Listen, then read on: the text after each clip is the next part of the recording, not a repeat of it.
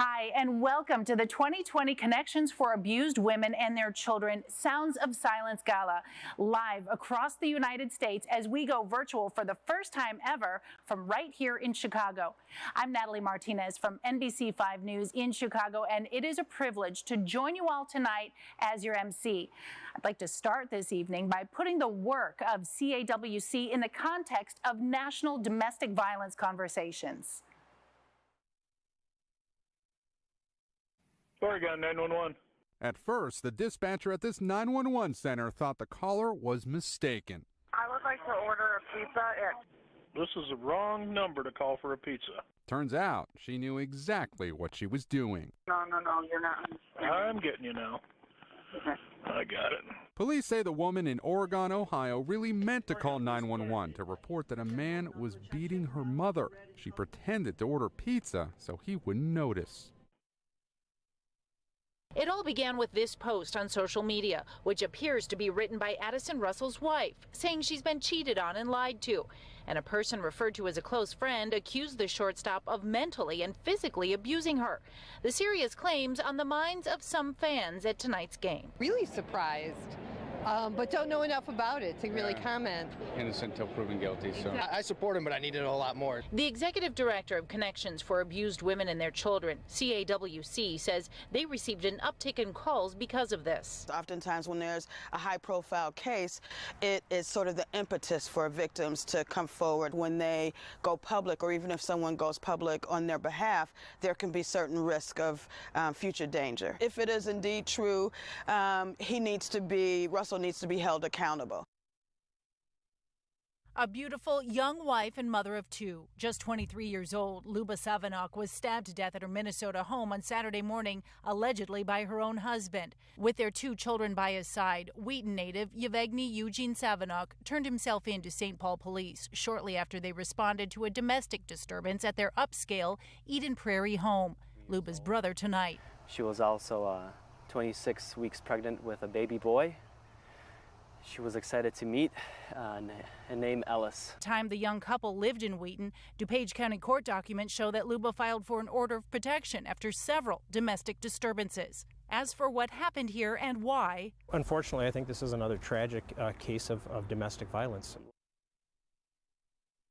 Now to the other big aspect of this story, and that's domestic abuse.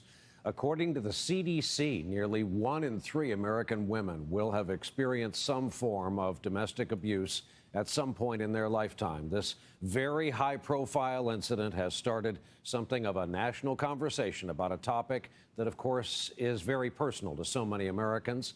And that includes our own Tamron Hall, who is with us in the studio here tonight. Tamron, welcome. Brian, good to see you. It is personal for millions of families, including my own, and for those who advocate on behalf of domestic abuse survivors. But I think this conversation today proves something. You don't have to be personally affected to know that this is a public crisis.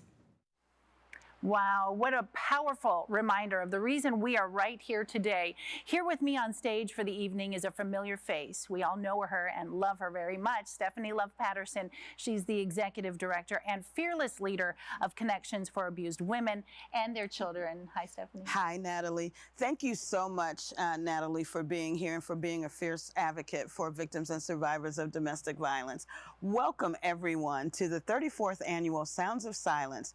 Tonight, we have an amazing event planned to highlight CAWC's essential services, generous sponsors, dedicated supporters, and each of you joining us from your homes. And this is a special year. We want to make it extra special in several ways. So before we kick off the program, I want to remind everyone tonight it's all about supporting this valued and vital organization so they can continue providing life-changing services to domestic violence survivors.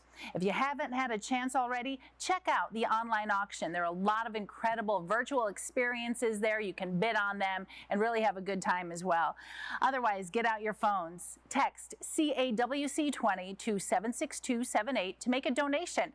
Then you relax and enjoy the show. We are so grateful for all the donors and supporters who have given to SOS already. Without you, we wouldn't be changing lives every single day. So now please get comfortable and prepare for a moving and impactful program.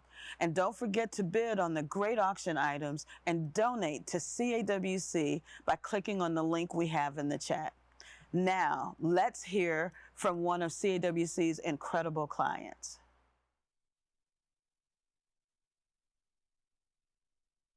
My name is Brianna, and I am a survivor. I am 19 years old. When I was 17, my boyfriend, who was 26 at the time, got me pregnant. My parents kicked me out when they found out about my pregnancy, so I moved in with my boyfriend. I trusted him. He was my safe place. But after moving in, it became clear he wasn't. Soon, nothing I did was right. He wouldn't let me take birth control, but was angry when I got pregnant with our second child. No matter how careful I was, he was always angry at me. There was so much fighting, punching, kicking, strangling. After every fight, he would promise to change. It never changed. He never changed. The violence was impossible to control and even harder to hide. I had to go to school with bruises on my face. My school referred me to a CAWC counselor. I started talking to her, learning about myself. We talked during my free period at school, so my boyfriend didn't know I was getting help. As I worked with my counselor, I began to understand I matter, that I have worth. I learned about the cycle of violence. I learned it wasn't my fault. I began to believe in myself again, and as I became more confident, I created a safety plan with my counselor. I left him. I left that life behind. With CAWC's help, I found an apartment for myself and my children. For the first time in my life, I feel safe. I am safe, and so are my children. I am so thankful for CAWC. I personally want to thank all of the survivors who shared their powerful stories tonight. And what an incredible story Brianna has given us. Schools are often a critical place where interventions like the one we just saw happen. With COVID-19 and schools being closed, we know that those interventions are not happening. But we are also concerned about the influx of women and children needing our support when COVID wanes.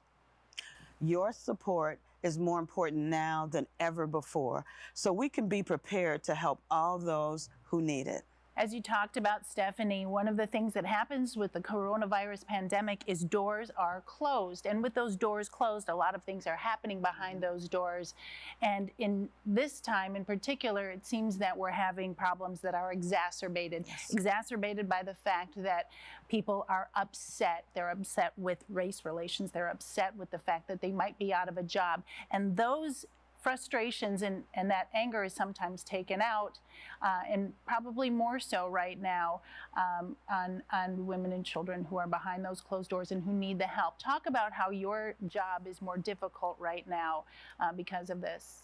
Absolutely, Natalie. So when the shelter-in-place mandate came about, we were so concerned about individuals who were locked in their homes with the very person who said that they wanted to harm them or even try to kill them.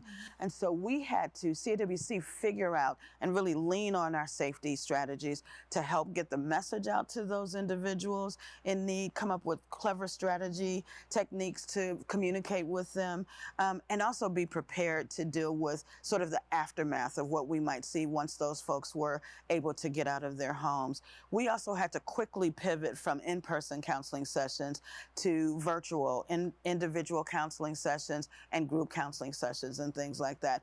It really threw everything in a flux to make sure that those individuals were safe. Because you and I have spoken over the years, and I like to stop by and give some things and also just speak to you about stories that we're covering. I also know that within the homes that already exist, the home especially that we communicate about quite a bit, that was a potential COVID nightmare because so many people were already there. Now you have a situation where you have more people who need help and you have fewer places to put them because of space. If you want to talk about that too. Absolutely. That was really frustrating for us and scary all at the same time. As you know, it's a large shelter facility. We have 42 beds for individuals fleeing from abusive relationships. And because of social distancing, we actually had to reduce the amount of beds that we had to around 22. That threw us in a panic because how are we going to serve all of the individuals who needed us? Fortunately, under the state of Illinois and with Governor Pritzker's sanction, we were able to get funding to provide services in hotels. So that meant we could increase our capacity back up to 44 beds and even more to be able to provide assistance for individuals and for their children who were trying to escape and needing a place to go. Over the years, we know where the need is and where that lies. This year in particular, the donation that folks watching now might make might go even farther and is probably more important than ever. Your donations, everyone, will help us to be able to continue those life-saving services, first of all, but also help to deal with issues of lack of housing, lack of educational tools for children who are now doing remote learning. So with funding we get today, we can actually buy Chrome notebooks and all kinds of other educational materials to help moms and dads who are helping their kids at home. It also will help us with helping them to gain access to health care, all of the things that were sort of spotlighted as a result of the COVID-19, all of the gaps in services that are out there. So those donations, as you said, Natalie, mean so much more to us these days during the COVID-19 pandemic. So hopefully if you're watching, you feel so inclined to take your phone out or maybe go look at those things that are on the auction list and go ahead and bid away because you know where your money is going and it is so needed right now. And to get this incredible work done takes an incredible staff, and Stephanie Love Patterson and her staff have done incredible work. So if you want to talk about those that help make this all possible, Stephanie, and the staff that really puts forth all this this labor of love every day and night.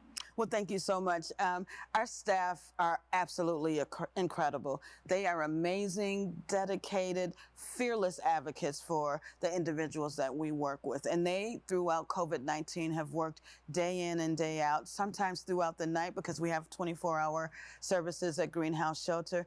And they just do the best that they can in terms of providing advocacy and support and safety and just resources that victims and survivors need so desperately during this time. And I'm delighted that we get a chance to hear from some of our staff today. And we're going to start with our amazing shelter director, Beatrice Burgos. Everything that is done is on behalf of the survivor, for survivors to overcome their difficulties, their trauma, and to be able to become free of violence. And the celebration in the house is when women accomplish their goals to find housing, get on a stable job, and that the relationship with their children is improving.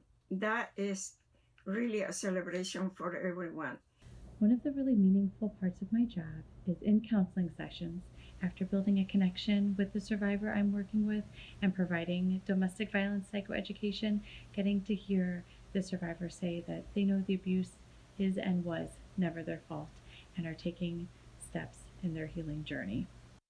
As I have facilitated some of the support groups, it really makes me happy to see the clients come into the group and feel very excited to share with others, be able to have that support system they didn't have in the past. One of my most profound moments is when I had a client that didn't know how to count change. She had got a job at a grocery store only doing stock and came and told me about it, that she wanted to be a cashier, but she didn't know how to count change. During her relationship, she was not able to have money or even hold money. So I got a bag, put some change in it, brought it to work, and when she would come in, we would count change. And she was so thankful for being able to count change that she got promoted to being a cashier at a nice grocery store. And when she left, I gave her that bag of change, and she told me that that change literally changed her life. I heard back from her probably about a month ago, and now she is in school for nursing. Facilitating groups, hands down by far, the most impactful part of my day. It is an honor to hold space with men and women survivors of domestic violence as they share their stories, share what's on their hearts, and help them navigate their experiences. I think it brings them a sense of community to sit amongst each other and realize they're not alone. Some of my most profound experiences have been when people who were served by the agency, maybe even as a child, tell me about the impact that the services had on their lives and their desire to get involved and support others who may be experiencing some of the same challenges that they once confronted. It's these experiences that let me know our services have truly made a difference and give me hope for a better and safer future. Thank you to CAWC's amazing staff. They work tirelessly every day to provide services, counseling, and support to victims and survivors of domestic violence. And I'm so glad you had an opportunity to hear from some of them today. Now we're going to show a video with Senator Dick Durbin. He's been an awesome partner for CAWC for a number of years. He came to visit us to learn more about what we do and to talk to us about trauma. He's been also a fierce advocate for victims and survivors of domestic violence for many years. Let's take a look. What could cause a teenager, literally a child, to pick up a gun and kill somebody? I think we've asked ourselves that question many times when we hear about gun violence. Several years ago, trying to understand this, I visited correctional institutions and hospitals in the Chicago neighborhoods that are overrun with gun violence, and asked them what was going on. I asked what was motivating these young people to do such a horrible thing. Brilliant researchers explained to me the devastating impact of trauma on a child's developing brain. And what's more traumatic than domestic violence? The researchers explained how children who grew up with violence in their home are more likely to suffer a host of problems. They have trouble learning. Mental and physical health challenges follow as well. They're also more likely to be involved in violence personally, many times as victims. But that's just part of the story. At CAWC, you see the other part of the story.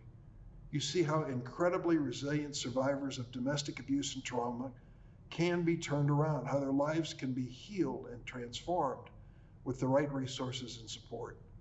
Your organization helps mothers and children to be stronger in broken places. They help families to break the cycle of violence. During a recent visit to one of your facilities in Chicago, I asked a young mother staying in the shelter what CAWC had given her. She said, a safe place to live, help to be a better mom, counseling to heal my trauma. But the biggest gift, she said, was the gift of hope. Hope that she and her little boy could lead a better life. CAWC has been giving that gift of hope and healing to vulnerable families now for 43 years. They continue to do their great work in the awful pandemic which we face. That's why I admire your executive director, Stephanie Love Patterson, your great staff members, and all the volunteers and supporters that make CAWC such an important part of the lives of so many people. Thanks to you, all of you, for your support, and thanks to this outstanding organization. You are the chain breakers and the hope makers. Thank you, Senator Durbin, for your commitment to CAWC and the survivors we serve every year. CAWC was born in 1976 due to a crisis across Chicago. That crisis was domestic violence. We created a support system from counselors in hospitals to shelters to group meetings. But in our over 40 years of work, the intensity and prevalence of this crisis has not changed. CAWC provides life-saving services to individuals who don't know where to turn for help or whose abusive situations prevent them from reaching out. CAWC is essential and we have been fierce advocates for survivors since we started. Another fierce advocate for survivors I'd like to introduce to you tonight is Lynn Rosenthal. Lynn is a nationally known champion for the prevention of family violence, and we are so honored to have her as a guest speaker this evening. Thank you, Stephanie. I'd like nothing more than to see your beautiful face in a fancy ballroom and break bread together. But I'm grateful, and I know we are all grateful that we can gather, even in this way, to acknowledge Domestic Violence Awareness Month and the important work of CAWC. As we begin, I also want to acknowledge two giants of equality that we lost recently. Of course, Congressman John Lewis, who served as one of the first board members of Men Stopping Violence in Atlanta, and Justice Ruth Bader Ginsburg, who gave us a legal framework for gender equality. It's my hope that their memories will serve as an inspiration for all of us. You know, every October we gather to mourn lives lost to domestic violence, to celebrate those who have survived, and to talk about the challenges that lie ahead. Because as long as 4 women a day are still killed at the hands of husbands and boyfriends, our work must continue. And I should say, Stephanie, that now that I'm working at the local level in Columbus, Ohio, I'm practically a neighbor, and it makes me appreciate even more the work of CAWC, and particularly the leadership of Stephanie Love Patterson. Love is not just a part of her name, it's who she is. Stephanie sets the standard for leadership in difficult times. She acknowledges that it's hard, expresses love and care, and keeps moving forward, and that's what it takes. And it's the comprehensive approach of CAWC to provide not only shelter, but mental health services, hospital outreach, partnerships with drug and alcohol programs, and services for children that make CAWC a national leader in this work, a national leader in this work.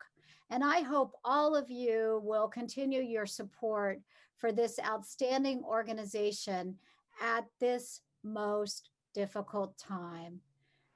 The pandemic, as you all know, has laid bare disparities in our society.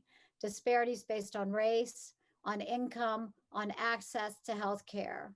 Among those who are most invisible at this time are survivors of domestic violence and their children. It's incumbent upon all of us to help survivors feel less alone at this most difficult moment in time. You know, I remember that sense of isolation, of course, not because of a pandemic, but because when I was 19 years old, I was involved in an abusive relationship. It was a time before we really had a language for this experience, particularly for young women. I wouldn't have known to call myself a battered woman. I was a 19-year-old college student. I would have just said I was in a bad relationship, but I was being abused physically, emotionally, and sexually. I dropped out of college and was isolated from my family and my friends. But I was finally able to get free. And I was able to get free because I had 2 friends who never gave up on me and who rented a house with an extra room and who said to me, when you are ready, you can come here. They didn't blame or judge me. They just said, when you are ready. And that's what I did. I didn't know at the time that the violence would get worse when I tried to leave, and I didn't know that the longer term effects of this experience would follow me for quite a long time to come. I learned all of that much later.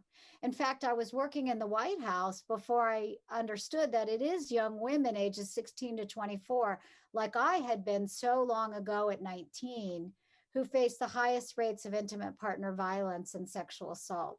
And I learned this because Vice President Biden sent us out to look at the data. He wanted to know what the incidence of violence looked like at that time, 15 years since the passage of the Violence Against Women Act. And he, like all of us, he was disappointed to learn that even though annual rates of domestic violence had dropped dramatically since the passage of the act, we hadn't yet achieved the deeper level cultural change that would prevent violence from happening in the first place. Prevent violence from happening in the first place. Today, we can't let go of that vision, that it's about preventing violence from happening in the first place. I was reminded this morning of another experience I had in the White House. We were working on policies to respond to victims in the federal workforce, how you kept survivors safe and how you held perpetrators accountable. And we had a big event in the South Court Auditorium to announce this effort. And as excited as I was about it, because I thought it was so important, I was worried that my colleagues in the White House might just see it as kind of a bureaucratic effort, policies. And so that's what was sort of in my mind when I got back to my desk and I received a phone call from a woman who said that she worked in an obscure office in the White House, like literally in the basement. She said, I had not met her and I probably never would meet her, but she wanted to thank me and Vice President Biden for these new policies. She said that she had worked at another federal agency years before and had a coworker who was killed by her husband. She said no one knew what to do or how to handle what this woman was going through. And then the woman died.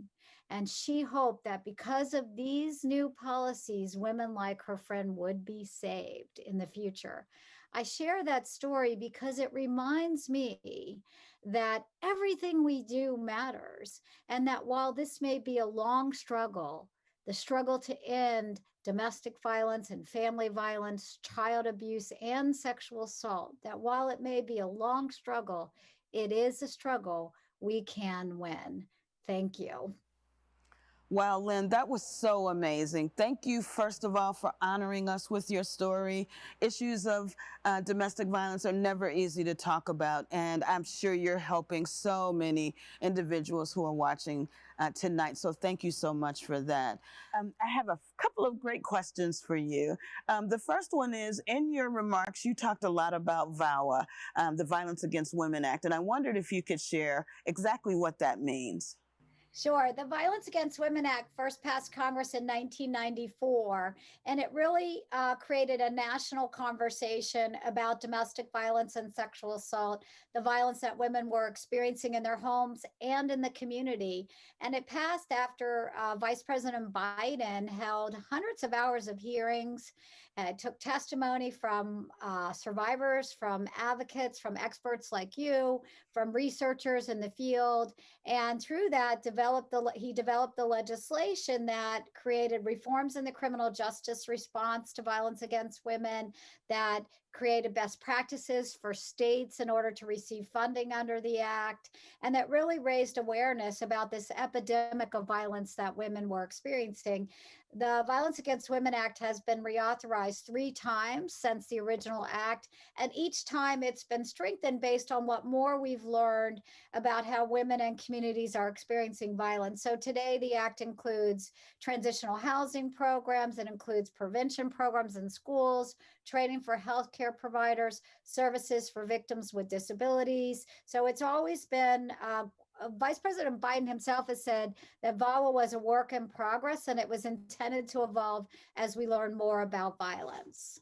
Well, thank you so much. That's so important, and so important for people to understand why it's important to reauthorize the Violence Against Women Act, which is so key.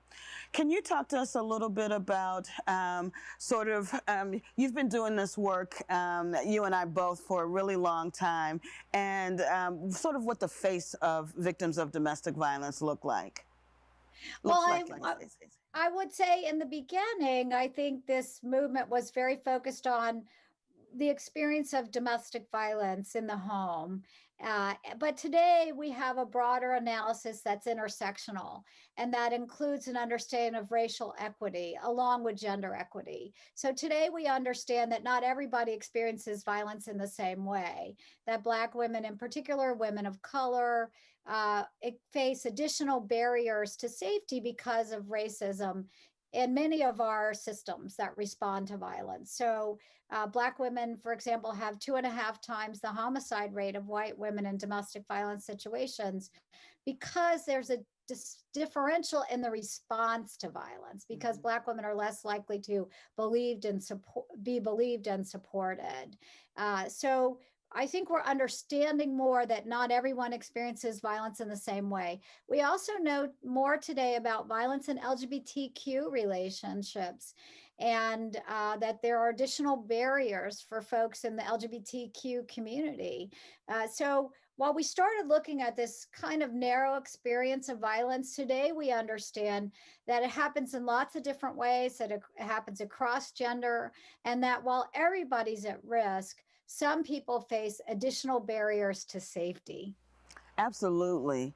And then can you talk a little bit about, during your remarks, you mentioned prevention and how that helped you. So for the guests that are viewing this program tonight, can you talk about what prevention looks like and how they can help? Well, I think prevention is important on several different levels. Family and friends are really the front line of defense in response to domestic violence. And so as family and friends become aware that somebody's going through an experience, there's so much they can do to help support that person. You don't have to be an expert.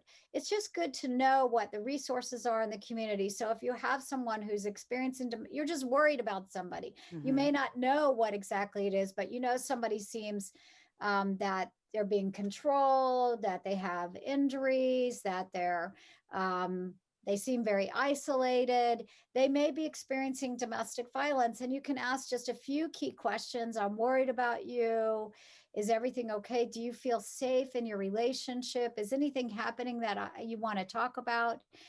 And again, you don't have to be the expert, but it's very good to ask the questions and to be non-judgmental and supportive in the response. It's hard today because people are isolated. They are at home. And so it's a little hard to do that. But we find that survivors want to be asked the question.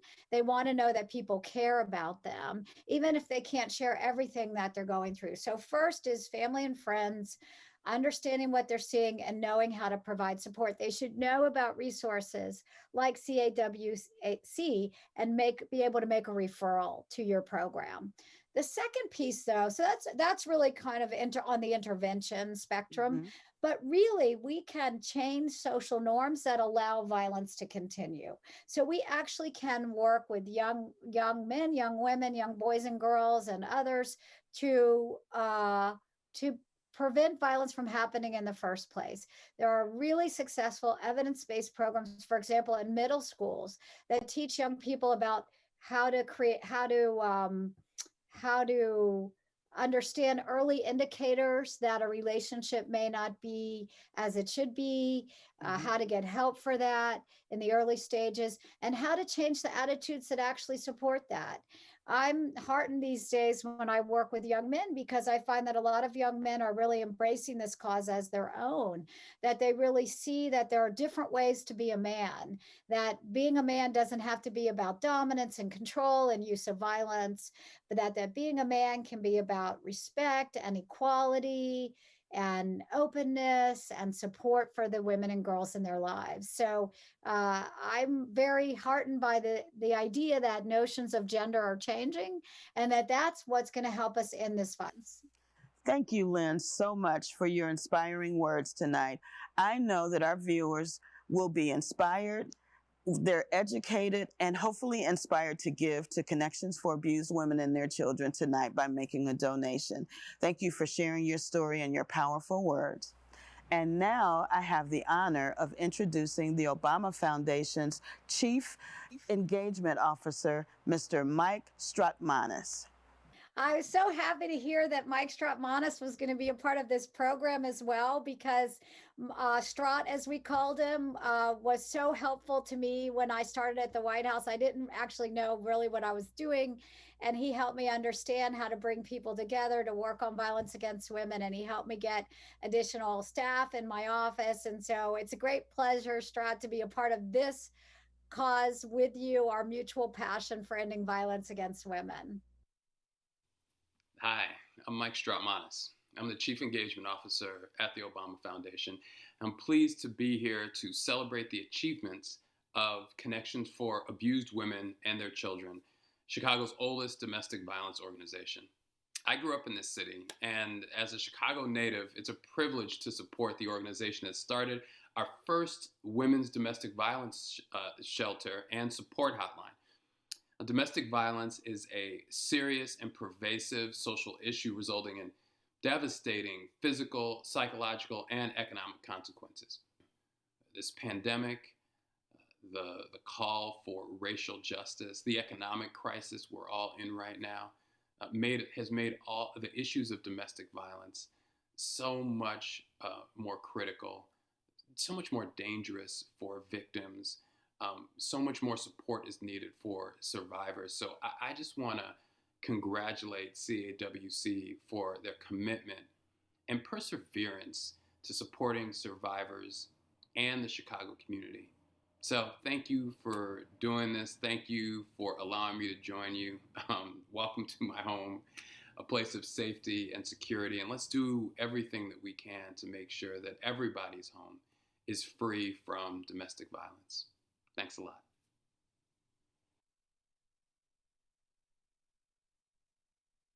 My name is Rachel, and I am a survivor.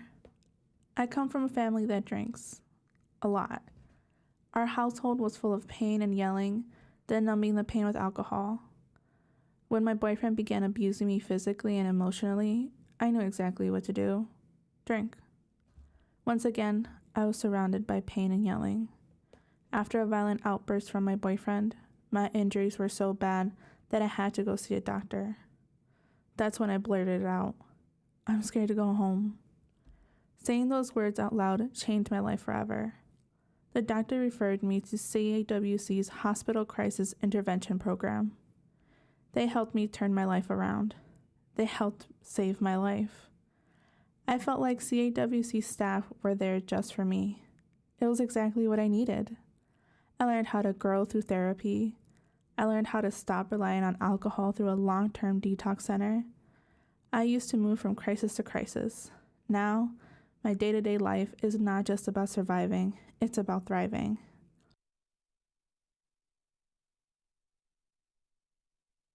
Thank you, CAWC, for saving my life.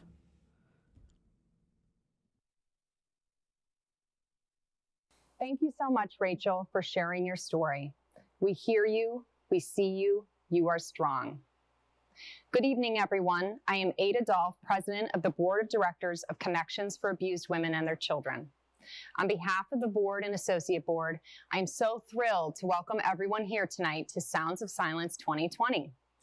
First, I want to take this opportunity to thank our staff working behind the scenes tonight.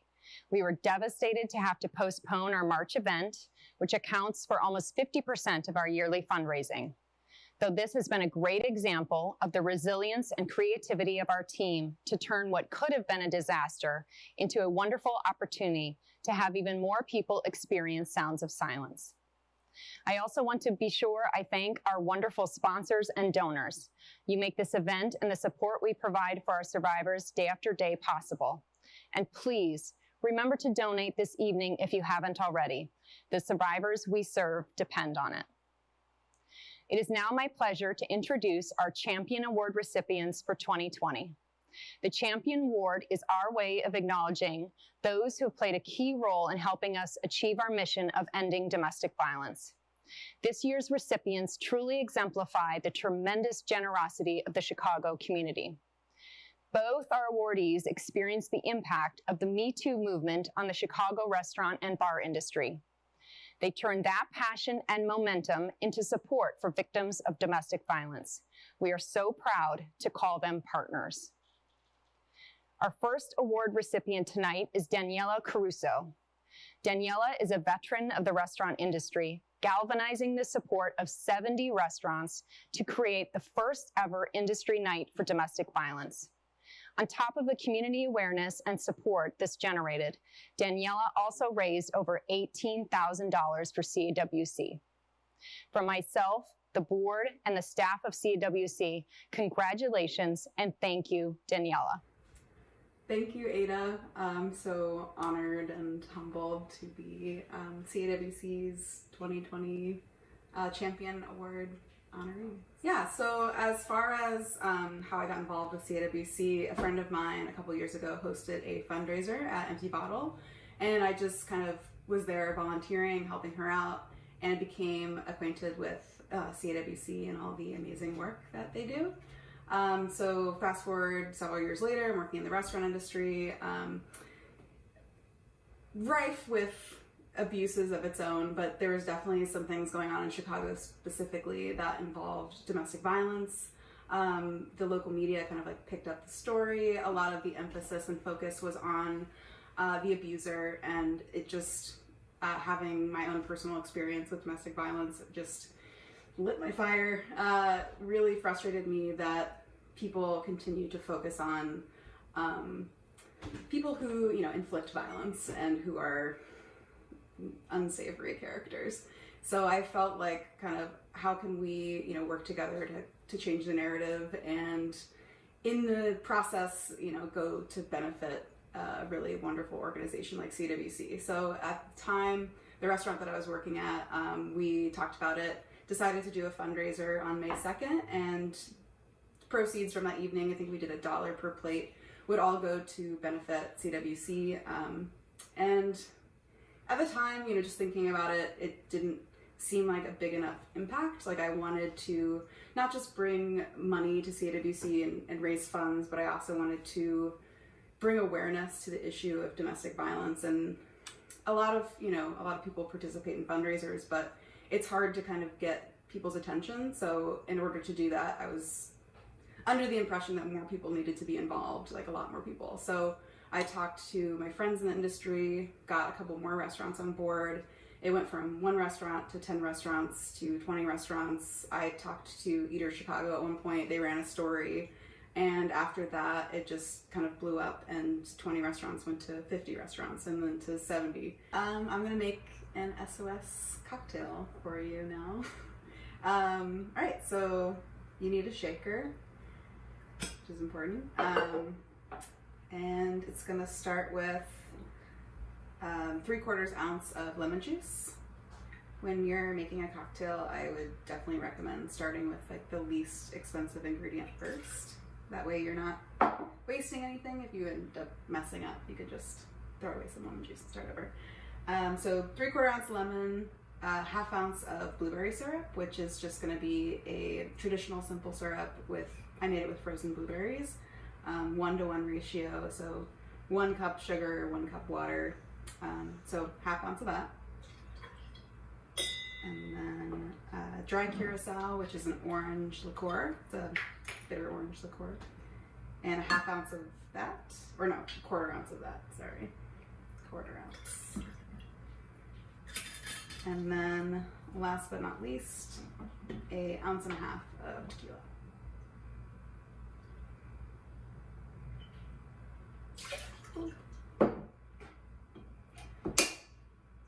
Put all those things into a shaker, fill it with some ice,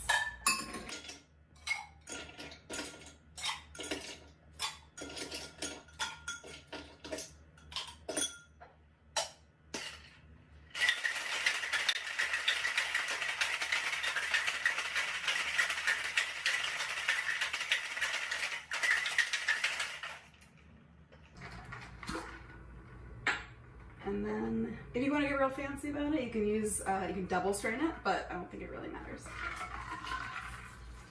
Just to, you know, get the ice flakes out and potential blueberry chunks, unless you like that. And voila, a cocktail meant for drinking. And it's real good. Thank you so much, Daniela, for having us in your home and for the delicious cocktail. I'm now pleased to announce our second awardee of the 2020 Champion Award, Revolution Brewing. For the past 2 years, the incredible women of Revolution Brewing have held an International Women's Day event in their Avondale tap room, raising not only awareness of domestic violence, but also raising over $40,000 in donations for CAWC. This wonderful group is also responsible for the development of Spirit of Revolt, an imperial IPA sold at Revolution, with all proceeds going towards CAWC.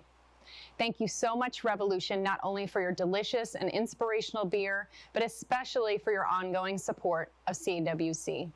We are so pleased to be acknowledging you tonight with the 2020 Champion Award. Here to accept the award tonight is Meg Rutledge. Thanks, Ada.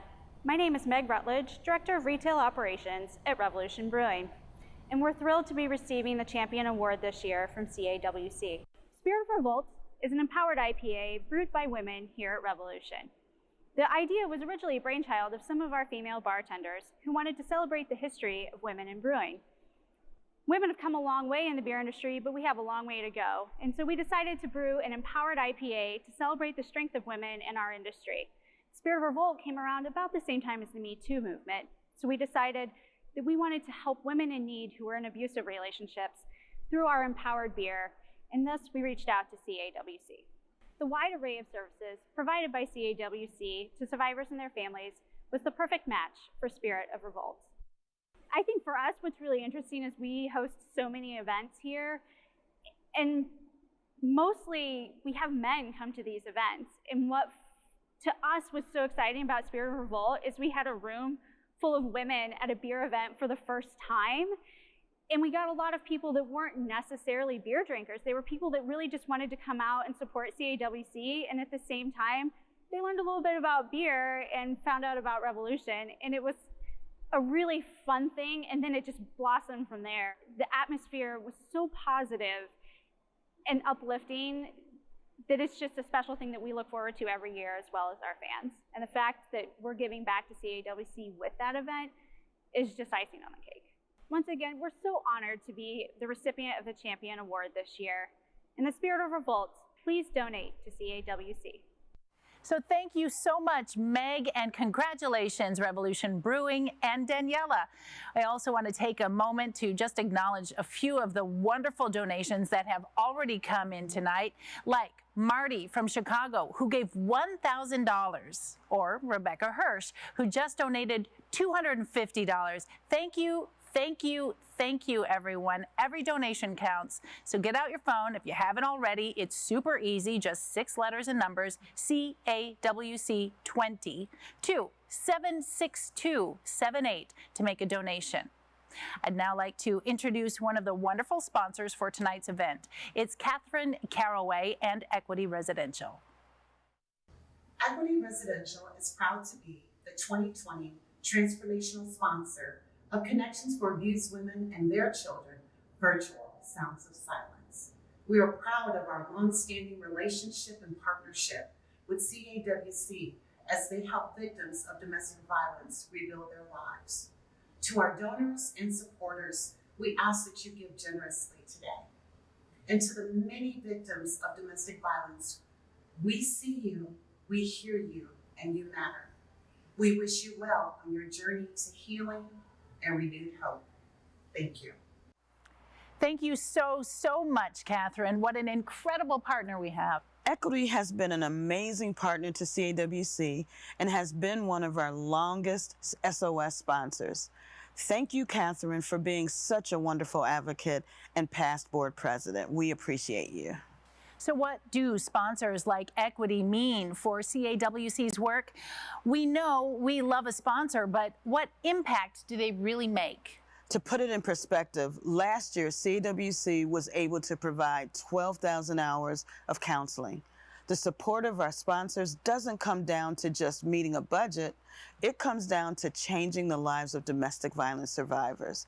It's important to us as an organization, but it's critically important to the survivors we work with. Thank you, everyone, for joining us tonight on this very special occasion.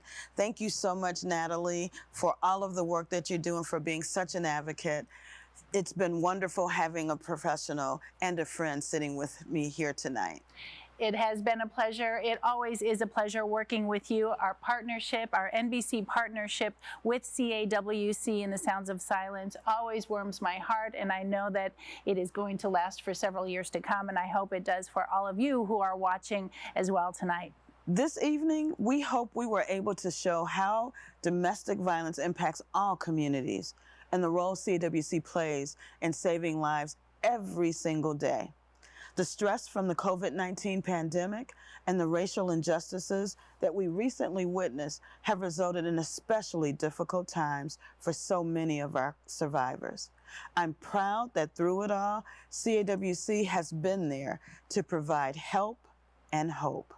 Your support is so important during these times, and with it, we will continue to change lives. We leave you tonight with just one more incredible survivor story. Thank you and good night.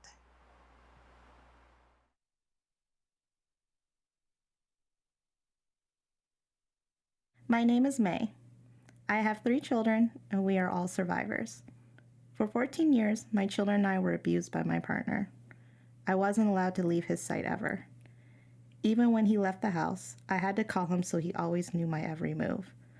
I was alone, but never by myself. He gave me scars. He hurt our children, especially the youngest. Her fear infuriated him. He singled her out and was especially cruel to her. It was too much. I promised myself and my children that we would find a way out. My only outside contact was with my children's school. I confided in an employee at the school and they referred me to CAWC. My counselor and I made a list. License? Check. Birth certificates? Check. Social security cards? Check. Medical records? Check. School records? Check. My own bank account? Check. It took a year, but one by one it went check, check, check. The day I left, my children and I walked out of our abusive home and into CAWC's greenhouse shelter. At CAWC, my family and I found a home. We were on our own and we were finally safe. I watched my children play for the first time in their lives. It took my younger longer, but eventually she began to feel safe and came out of her shell. She laughed, she ran, she was loud. She was able to be a child. Now I'm working on my long-term goals: a job, a career, a home, and most importantly, allowing myself and my children to heal. CAWC helped me fulfill my promise to my children.